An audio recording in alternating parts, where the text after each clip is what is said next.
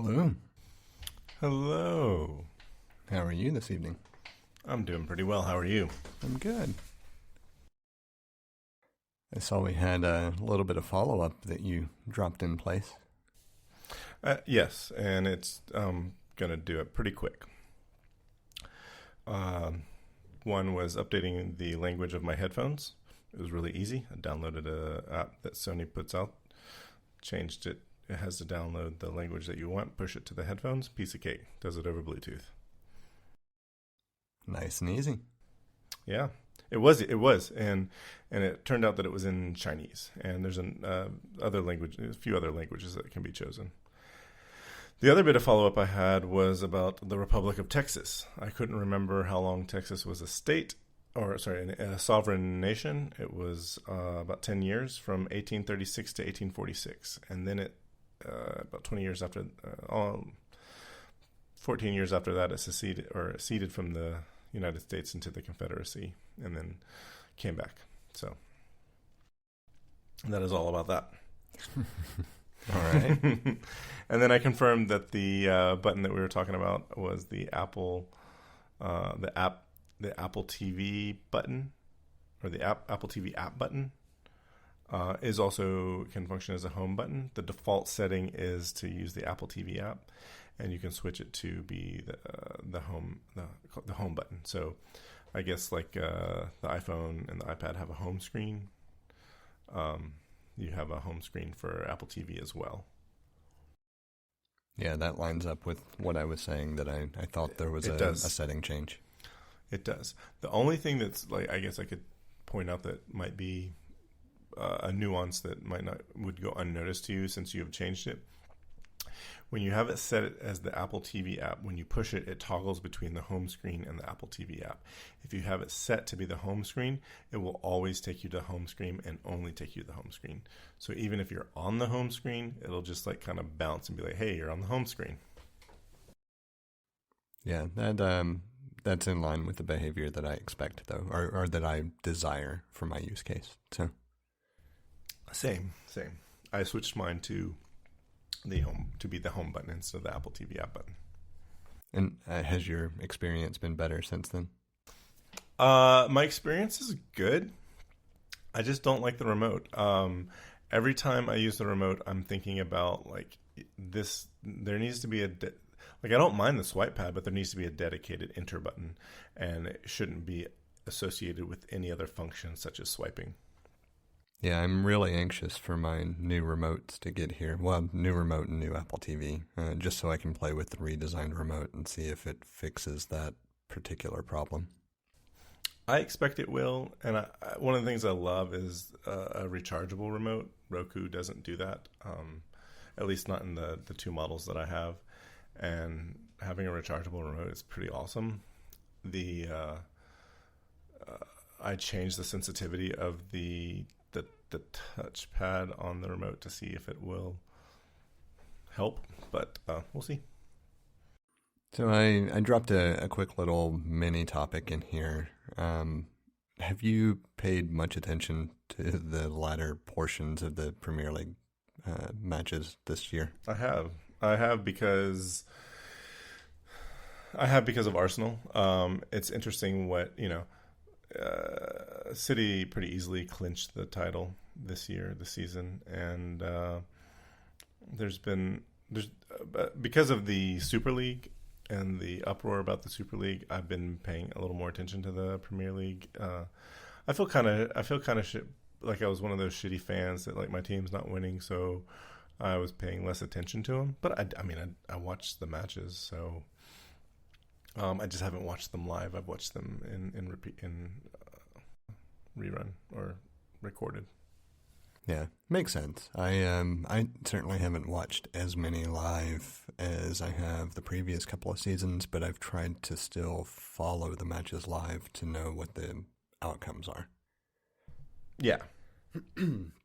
So I figured I would give a quick update. We have, 2 matches left in this season, and it looked like we would be way off, we being Liverpool, would be way off finishing in the top 4 and having a shot at Champions League football next season. But lo and behold, over the past few weeks, we've managed to have a generally positive run of matches and had a few, I'd say, pieces of luck or moments of luck where those ahead of us have floundered a little bit. And we're, I think, as of today, 1 point outside of the top 4 with a match in hand. Yep. 3 points behind. You're 3 points behind Leicester City with a match in hand. Yeah, and I think if we win the next 2 matches with at least a +2 goal differential in one of the matches, then we're pretty much guaranteed a berth. So it's going to be close, but it's nice to see that we're at least in the conversation, and so we'll see how the next 2 matches go. But the reason I wanted to put it in here is because the most recent match against West Brom, Allison, and for those unfamiliar, he's our goalkeeper, scored the winning goal in the most recent match against West Brom. And that's interesting for a couple of reasons. One, he becomes only the 6th goalkeeper in Premier League history to score a competitive goal. And 2, he's the first ever Liverpool goalkeeper to score a competitive goal in the Premier League. And so it's just really, really neat that in the horrible season we've had, we've got a just overly great story with a perfectly guided header to win a match by a goalkeeper. That's awesome. I remember the first goalkeeper to score in the Premier League.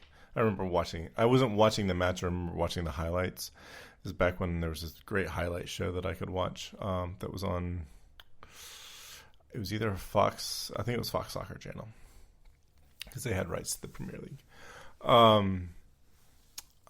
It was England's goalkeeper. Or one of England's goalkeepers. I think in either the 2006 or the 2010 World Cup. His name escapes me. He wasn't. He was not one of the best keepers in the league. I think he might have been playing for Blackburn Rovers at the time.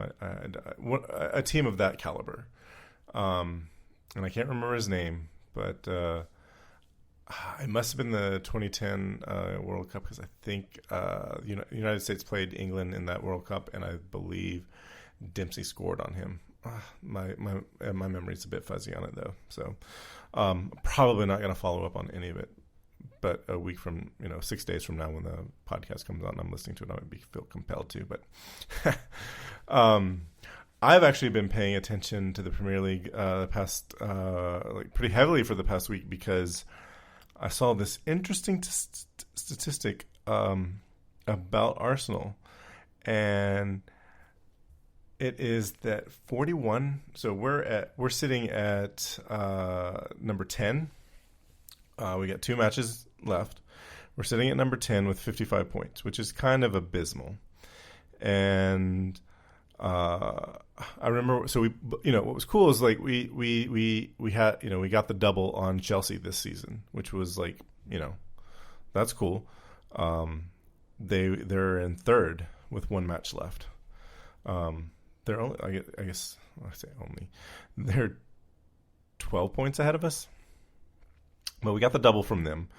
And I was looking at the standings as that match was live, and there's injury time left. I'm like, great, we'll have 58 points, and we'll go up to, at the time I think it would have put us in 5th place.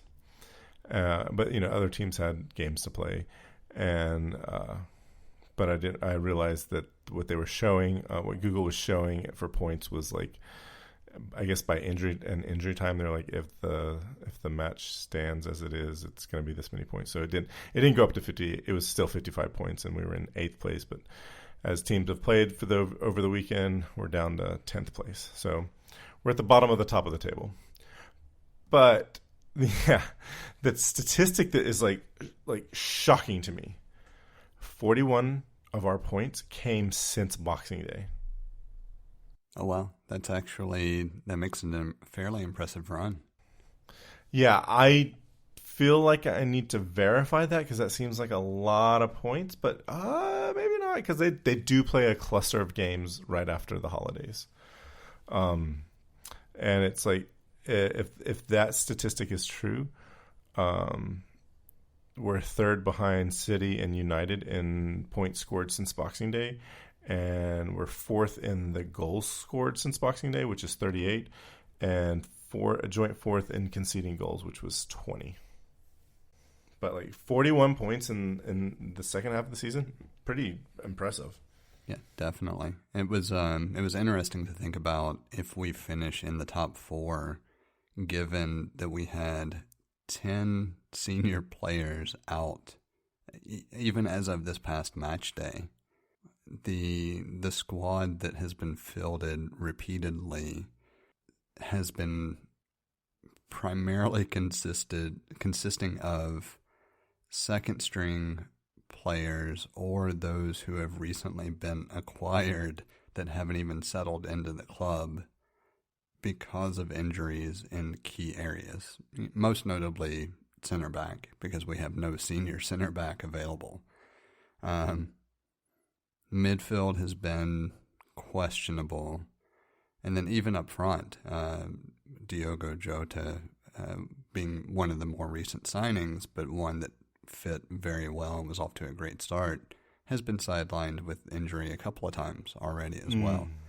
And so in an interview, Klopp mentioned that with a season like this, finishing in top 4 would be one of his greatest achievements. At first, you can think of it as just trying to kind of make excuses for the season, but then you go back and look. We lead the league in number of injuries, and that's not a table that you want to be ahead of anybody on. Yeah, that's the worst, number one statistic that you can get. Because, I remember I don't know, like a decade ago, that was a lot of times Arsenal's issues is we had just like so many injuries, and it was a combination of injuries and relative depth to the team. Not enough senior players to backfill when there were injuries. And it was, the logic was like Arsene was bringing people up, and he just didn't have, let me say it this way, criticism from relatively educated fans saying there wasn't enough backfill of senior members to handle like a certain amount of injuries during the winter months. It just seemed like in the winter months we had a lot of injuries. I never saw a statistic about being the most. I mean, somebody has to be the most. But this year specifically, I think is like a big year because we also had COVID, and it's weird to say that it feels like I forgot about COVID because the pandemic world feels a little more normalized to me now. And I think it's because enough things after, so with as many folks as we've had getting vaccinated, there are certain normalcies that have come back that it's, CDC is like, hey, it's okay if, get together with folks that are also vaccinated. It's not necessarily, it's okay to not wear a mask or whatever. So normalcies like that have made it just pushed it out to the edge. Oh yeah. This past year, back in, August when the season was starting up, that we're in the middle of the pandemic. Yeah. I know for about a 3-month stretch there, it seems like we were consistently without at least one key senior player just due to COVID and quarantine.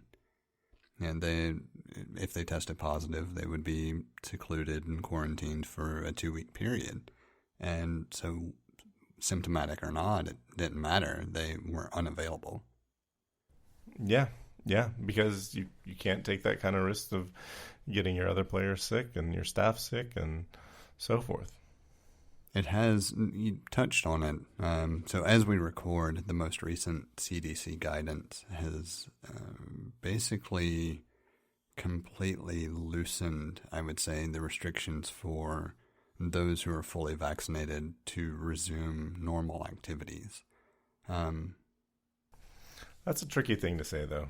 It is. It feels a little incorrect, but at the same time, I can understand that over the past few months, they've been overly cautious in their guidance as well. And so trying to figure out exactly what the risk level is kind of difficult at this point.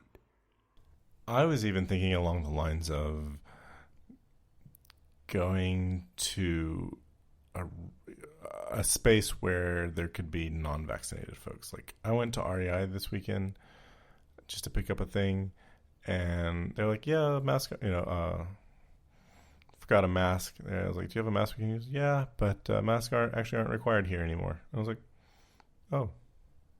So...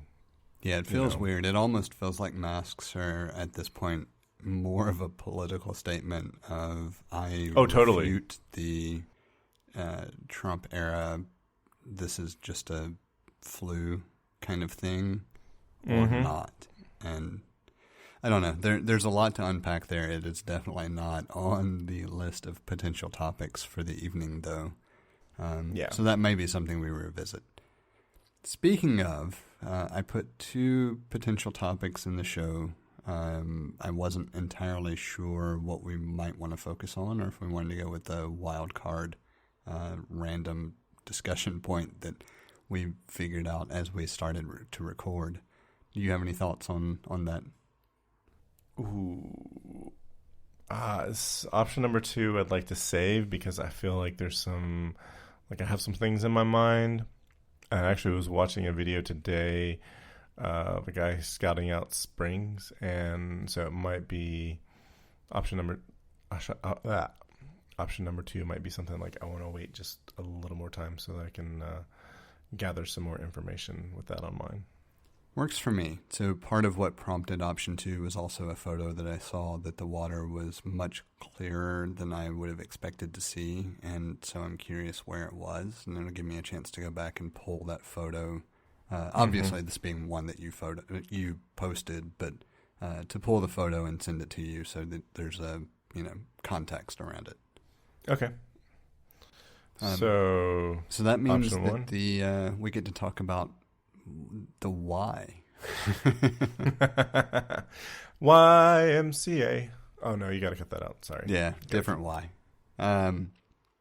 And I felt like this would be an interesting topic because I realized over the past week or so how much a focused why influences behavior, more so. Even though I already knew that really was a good starting point from multiple years of exposure to this concept, thinking about it in terms of health and fitness and any number of other avenues, it started to illustrate that starting with why really was a good, solid, focused point to be able to affect change in any realm of life, right? And I wanted to kind of feed that into, since this is the inaugural episode of version 2 of our format of the podcast, a discussion about what we think the why for the podcast might be as well. But I want to back up from that first and explain this whole idea of or concept of why. And it harkens back to Simon Sinek's Golden Circle TED Talk, where, and his subsequent book about starting with why, where the most successful companies or most successful endeavors start with the question of why. Why are you focused on this particular thing? Or why are you wanting to deliver this thing? If you understand the why of what you are wanting to bring to the table, so to speak, everything else feeds into that one singular question, and it becomes sustainable, and it becomes ideological in a way for those people who have the same belief in a why to follow and take up as an expression of their same beliefs. And it can apply to the positive and the negative. For example, motivation and demotivation can both be expressed and influenced by why. What is it that you are wanting to achieve? And so if you take just the general concept of fitness or health, however you want to categorize it, why do you want to achieve a better fitness level? Why do you not want to achieve a better fitness level? Both aspects of that are very easily influenced and driven by the motivation to achieve that goal. And it started to become something that I became semi-obsessed with over the past 24-ish hours as I was trying to figure out what that meant for why we want to really focus in on a format for the podcast that drives growth. I know there's a lot of kind of meandering there, but I think it kind of fits in a way to understand the phrasing of the question. Obviously, over the past year, I have figured out the why for me personally from a health perspective, and I didn't take the time to reflect on that until recently with some other things, for lack of better phrasing, that have come to the front on like what I want to do from this point forward. But as we were talking about discussions on what we wanted the podcast to look like to make it more accessible, we still left this one component kind of off unanswered, which is why. We answered the idea of the format, and we answered the idea of wanting to provide something for people who might want to support the show, and the idea of the show itself and the after show, but we still never really answered why. And so that's what I wanted to bring forward as a potential discussion point. It's one of those things where I maybe haven't articulated exactly why, but as you're talking and ask the question, like I know why, a lot of it has to do with like I was putting together my thoughts so that we could discuss about like how we wanted to reformat the show, or what do you want V2 to look like? And so for me, the why is I wanted this sort of meandering conversation. So we started with, we've been having conversations like this for years now. And because of the pandemic, we started, let's turn it into a podcast. So it's just not like it's more than a phone call. And, because we both wanted to put something out into the world and do something creative. And then now the refining of it or starting a V2 has been taking that meandering conversation that is sort of like a journal that anyone could have access to, but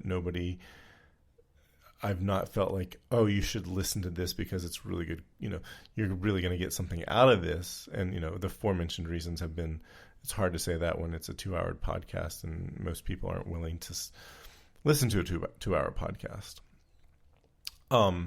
So the why for me is to put into the world something a little more polished so that I can say, hey, check out this episode because I think you'll like this. And it's something where it's the presentation of the thoughts that we have are more cohesive and focused so that it's we didn't talk about something as a side conversation in the middle of a bigger conversation or the main conversation rather. I'm going to challenge that a little bit because I agree, certainly. Taking a step back, part of what makes our conversations so fascinating is that they can really range in topic and subject matter just across the entire gamut. And that is interesting in and of itself. But that's a what. that's a presentation of something specific, it's not the why. Why do we want to provide this as a podcast versus just having it as a weekly phone call? Or what is it that we feel is a goal or an objective of why we are doing it that provides value to someone else? And I of course, have my own answers. I'm just curious. I'm trying to frame the discussion a little bit better. Yeah, no, I totally follow your challenge there, and I agree with it. And I guess the why is, I think I have great ideas, and I think you have great ideas, and I think they're worth sharing. And I think some folks will get some value out of it. I know certain conversations I've had with people, they're like, oh, I like that. And I was just like, this is good. On top of that, I feel like the sort of challenges that I get from you sort of allow me to put forth my A game. So we're close. We're almost there. It's let me provide a general statement and see if maybe this clarifies it. The why for me is I want to allow someone to have either an escape from the day-to-day, in the case that we're talking about something relatively mundane, or a learning experience that can be applied from that point forward. So there are a number of topics that we haven't really delved into, that we've kind of floated, that are ranging from,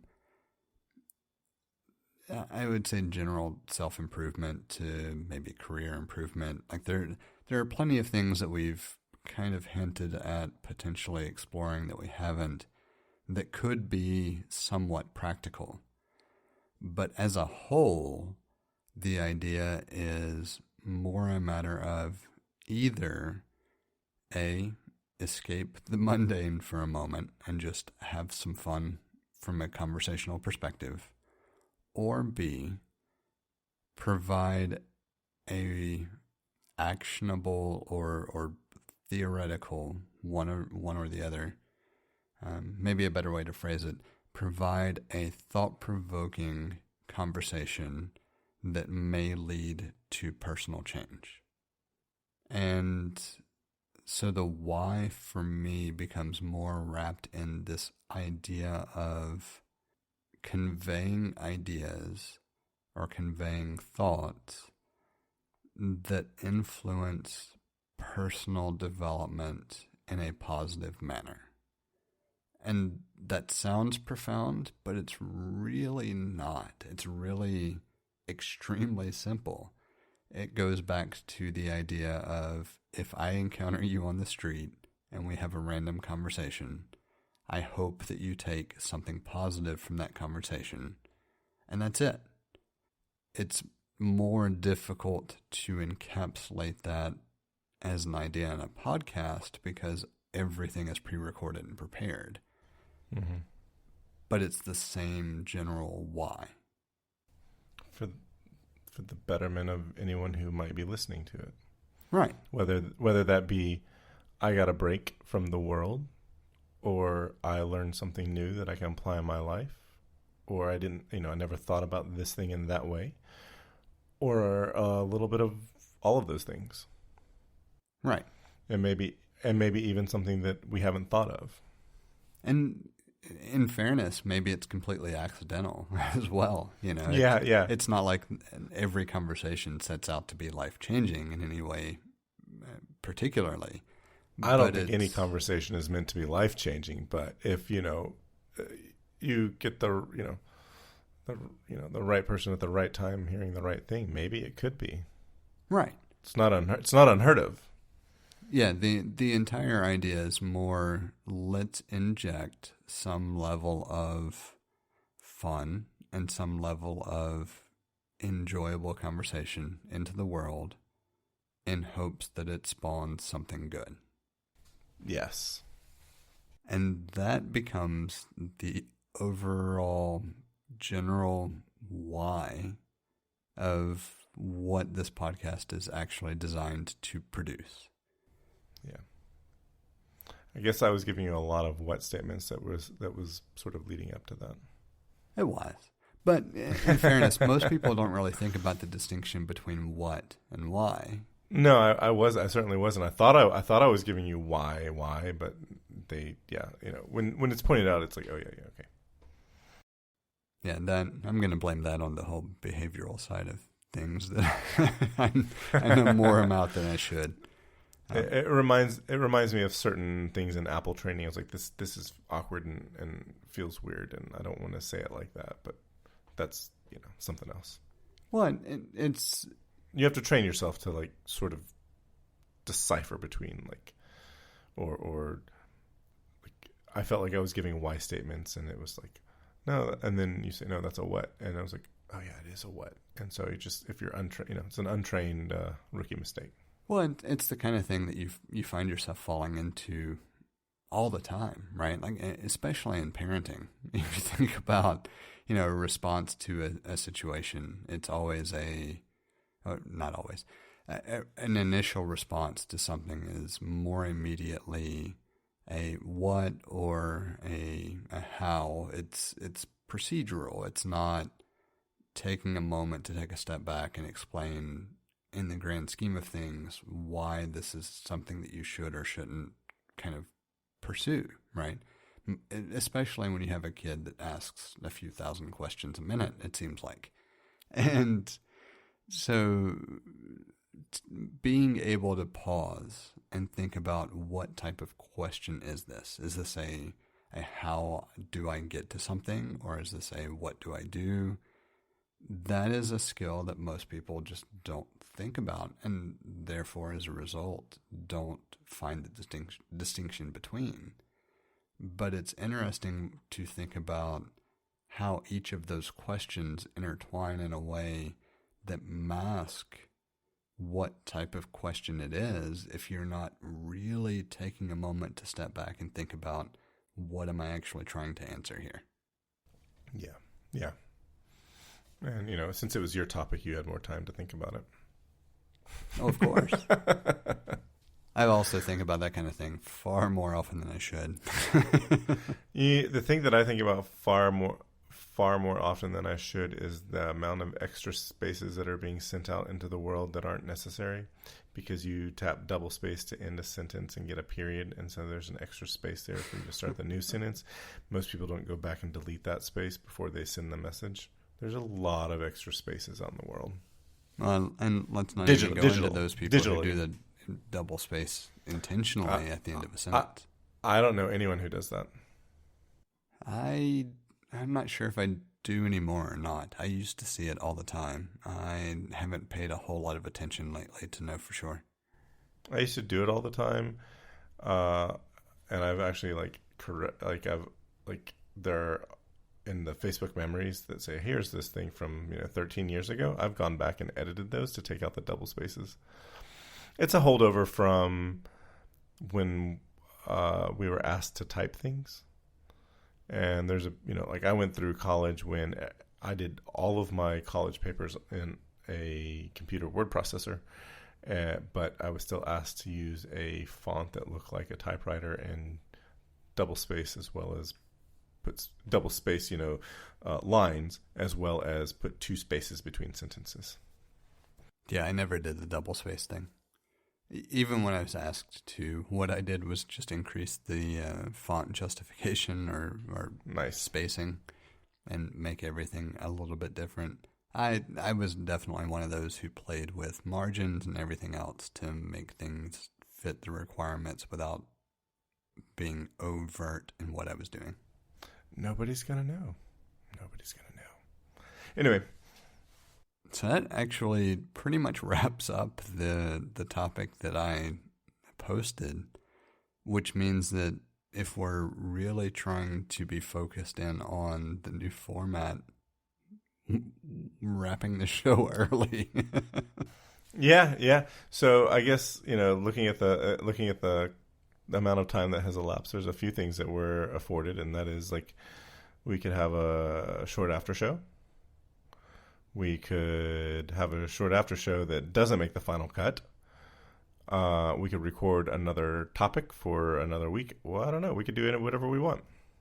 Yeah, we could do a lot. I kind of feel like we let the rest of the conversation flow for a few minutes. Like I don't want to do. The main reason I don't want to do an actual after show yet is I've been exploring options for what it looks like to provide an after show feed. And so over the next couple of weeks, I don't want to have an after show and then suddenly that goes away. I would rather like have this break, right, where we're formalizing the new format for the show. I totally get that. Yeah. Because not every show has to have an after show, and if we decide not to have an after show feed, an after show can come back to the show. It's not a big deal. But I do need to ask you, when you said you were watching Space Cowboys, did that mean Firefly? No. So do you remember the movie with Clint Eastwood and Tommy Lee Jones and I don't remember who else off the top of my head, but the old astronauts that had to. So the premise of the movie was that there was a satellite that its guidance system was ancient, and this old character played by Clint Eastwood was the one who designed the guidance system, and it was falling back to Earth, and the only way they could save the satellite was to actually send up the old astronauts as a part of the original crew that never got to go because they didn't have time to train somebody else. That film, like it's actually titled Space Cowboys.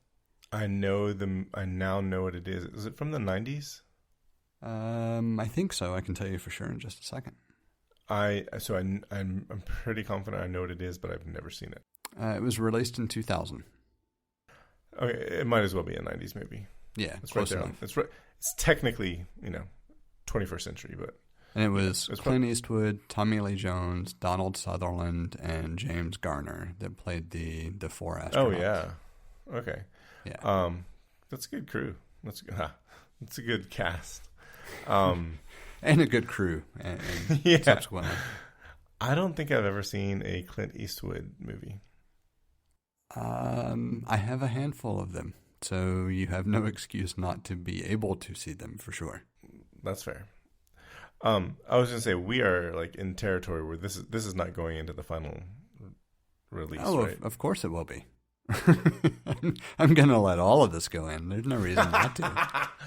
Oh, I didn't know because I thought it was like, I don't know. Well, I mean, I'm going to at least have a 45-minute cut, right? So whatever we talk about is going to make the show unless it goes over and suddenly meanders into a very far-fetched or far-flung discussion of something else, which actually I could follow up on my rower as well. Oh, parts for your rower came? Yes, they arrived today, surprisingly. They were supposed to arrive tomorrow, so I went ahead and put the new parts on, and it actually works like new again. Wow, I did not mean to steal your thunder that way. And, of course, it works like new until my replacement rower ships in 6 to 8 weeks, or however long it's going to take. Okay. I bought AirTags. Oh, nice. How many did you buy? Yeah, I did a 4-pack. I didn't buy any accessories for them. I bought a 4-pack because I'm going to put one in my backpack. I'm going to put one in my luggage, and I'm not sure where the third one's going to go, and the fourth one is going to go to Becca for her keys. So I gave one to Emily out of the 4-pack that I got, and it is still sitting over there unactivated. I put one in my luggage. I put one in my everyday carry bag, and then I put one on my keychain. Nice. And I have no reason for any of those three. But, they're there, and I wanted to play with them. So I decided to use my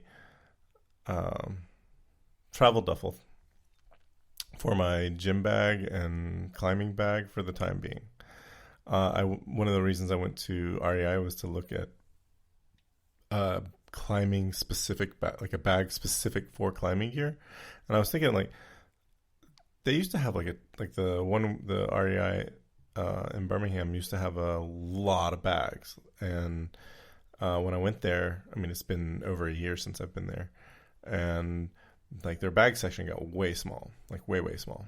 I took a look at the everyday duffel or the everyday backpack while I was there, but I'll come back to that. I was specifically looking for one of the North Face duffels because, I mean, it's so, what's the word I'm looking for? Not quintessential.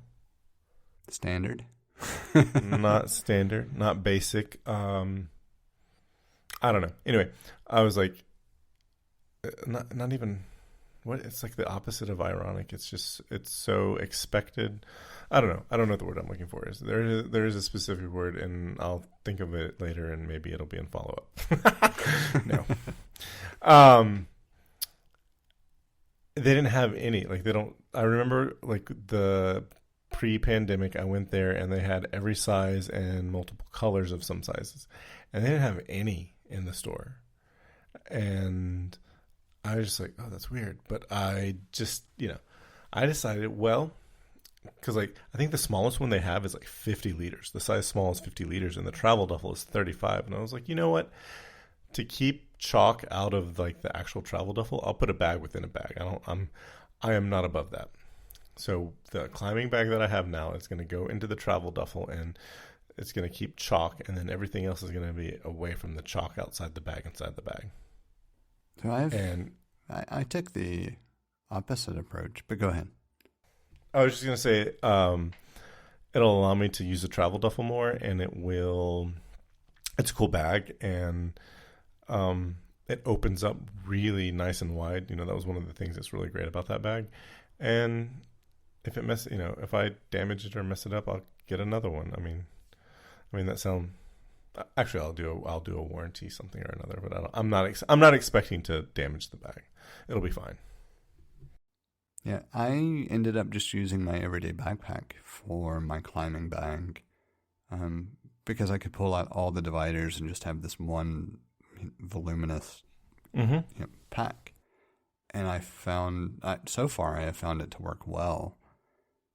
But it also depends a lot on on what form factor bag you want to use. I have two of the duffels. I use one for travel and one for what I would call a general gym/fitness bag, because I don't actually go to the gym typically. But if I need to carry like fitness gear or swim gear or whatever, that's the bag that I use to do so.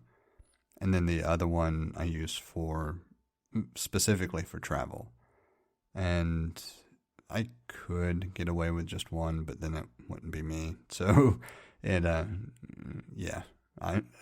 a reason I have multiple versions of multiple bags. I know. You have, it's like you're afforded the luxury of packing a bag and letting it be a bag for a specific thing. And then when you want to have a bag for another specific thing, you don't have to go unpack your gym bag to use it as your travel bag. I mean, that's just a luxury that you have. It's a luxury you choose to afford. And so I just go grab the bag that I need and pack accordingly. See, so I looked at the everyday bag, and it confirmed something for me the everyday backpack. I don't like the top closure. And I'm not sure what it is. It feels too squarish. And if they made an everyday backpack with the zip version of the everyday backpack in a 30-liter size, I'd be like, that's the one for me. They do, don't they? Isn't that what the second revision is? So they have the everyday backpack in 20 and 30 liters, and then they have the everyday backpack zip in a 15 and 20 liter. Oh, okay. So they made it smaller. Yeah, so maybe a 20 liter would work. but like I have a 24-liter backpack, and I kind of want to go to. I mean, the difference is that's just one big open thing that the zip, you can just open it up and it's all there, and you can use the dividers to create the spaces that you want inside. So maybe it might in practice might end up being able to carry more things, but I'm thinking maybe a 30-liter, but maybe I'm sure they prototyped a 30-liter and like, this is too big. But maybe even a 25-liter. I don't know. Anyway, if I could get my hands on a everyday 20-liter, I'd be able to figure out if that's going to work for me. So in practice, I don't find the everyday in the 30-liter. It was 30, right? Was it 30 or 35? 30. 30. So in practice, I don't find it to be too squarish or bulky. But I do think it depends on how packed you end up having it. The way I pack mine, I'm almost always able to take that magnetic latch enclosure down to the next to last rung, if not the last rung, and that makes it fold relatively flat. If it were packed full enough that you could only get it to that top rung or two, then I could see it feeling too square, too top heavy. Come up with a descriptor, but it would be apt. So it might also be that the pictures make it seem like it would feel a way that it doesn't feel, but there's a large part of that is so subjective that it's tough to provide any kind of guidance for. And I just looked at this one for a few minutes in the store, and I don't know if it was the 20 or the 30, and it was full of airbag, bags full of air, and to give it volume and to test it out. So I'd want a little more use with it to really like make a final call, because at the end of the day, if I'm like if I prioritize 30 over squarish look, I guess it's an aesthetic. I don't know. It's fine. It'll be fine. Yeah, and one of the things that I like about it is with that enclosure type, if I do have a day where I have to pack something extra, I have that flexibility. And I don't know that I would have that with the zip enclosure anyway. Well, obviously I wouldn't have it from a size comparison perspective. But outside of that, something lightweight but bulky can make you pack it in a way that takes up some of that extra space. And so you wouldn't feel like it's any different on your back. It would just look different, from That's what the exterior straps are for. Yeah. But I've been quite happy with the 30-liter for that use case. Surprisingly enough, I was very unhappy with it for a everyday carry / camera bag, because it was not as easy to get what I wanted out of it as the Messenger was. And so there's a lot that can go into whether it's a good bag for you or not based on use case and how you want to pack it and what you want to pack. Yeah. I think I want to, maybe sometime you could, next time we hang out, you could put a couple of your packs in, and I could just have a better look-see and maybe even a demo. Yeah, you just let me know which ones you want to see. I have most of them available. Yeah. So we managed to fit in a V2 format episode plus a meandering conversation, and now we're at a loss of topics for 10 minutes. It's not. Kind of funny. So we don't have to fill the last 10 minutes. It doesn't. It's not like we have to fill that time in, and it's like I could say more things, but it's going to be more than 10 minutes of things. Well, it's just funny. We're being so mindful of time. I think we're going to find. I know. I expect over the next couple of weeks it will even out a little bit and will be a little more fluid, where it might go over 10, 15 minutes. It might go under, but it will all feel appropriate as we really kind of formalize this V2 standard. I agree. I think trying to tackle subject 2 would have been like, okay, that's going to put us over the hour. Yeah, I think so too. And I kind of like the idea of teasing that there's this subject that will remain unnamed, that people can continue to listen and see when we refer back to it. And I will make sure that when we do, we call out, hey, remember the inaugural episode of our V2 format? This is that other topic. And it's possible that we'll have an episode where we don't talk about peak design. Possible, but unlikely. Yeah, so I guess I can finish up. I also bought the tech pouch and a field pouch. You'll have to let me know what you think when you get a chance to play with them. I love them for different reasons. Yeah, just having talked to you about it, like I'm like, oh, that's actually they'll both work out well for me. So,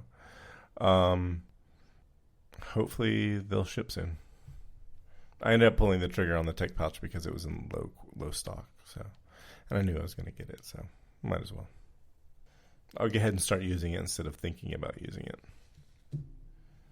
Yeah, I find I use the tech pouch quite a bit when we travel, just because of I like having the number of compartments available to me, but I use the field pouch all the time, day to day, because I just don't need to carry as much, and it's nice to have it segregated where I can just quickly, open up a pouch and grab what I need.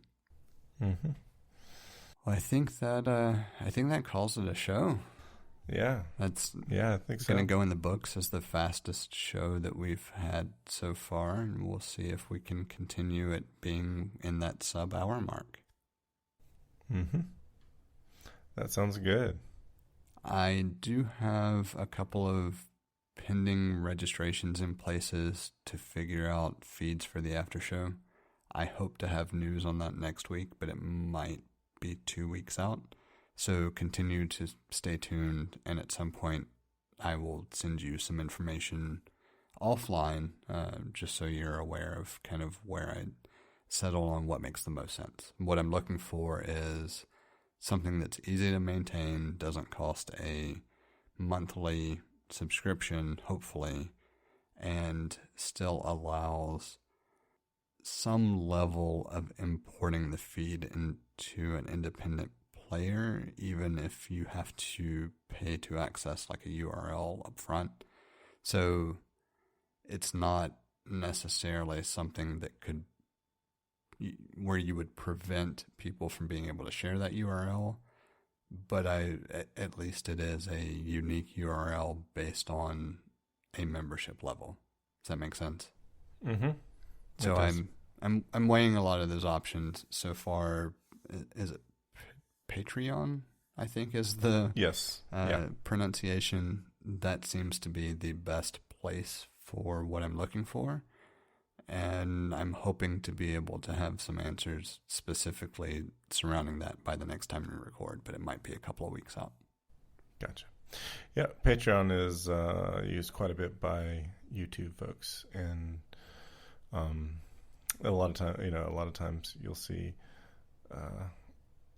something that will just show up as brand new, but it's like a published date, like, a few days earlier, and it's because, the Patreon folks had access to it first. Yeah, so far, with all the different options I've explored, it seems to be the one that gives me the most, or the closest to what I actually want without having to develop something on my own, and I just don't want to do the homegrown route. It's not worth it. No. So we'll see. I'm exploring those features currently, and hopefully more to come. Awesome. All right. Well, unless you've got anything else you want to wrap up with, I think that calls it a show. I guess you should go stay frosty. I knew it was coming, but I was still kind of waiting. That's a full lid? It's at this point it's actually a half lid. Well, based on previous shootings, relative, might not even be half. Might be more of a third. It's between a third and a half lid. Yeah, close enough. We'll call it. It's the new half lid. Well, it's the new full lid. Call it a wrap. That makes it simple. Okay. All right, let's go have a wrap party. All right. Have a good evening. You too. You can follow us on Instagram and Twitter at untitled_hosts. Send us an email at untitled.hosts@gmail.com or follow the feed directly at the untitledpodcast.com. You can also find all sorts of ways to contact Jesse at jthart.com. Thank you for listening. That's a wrap.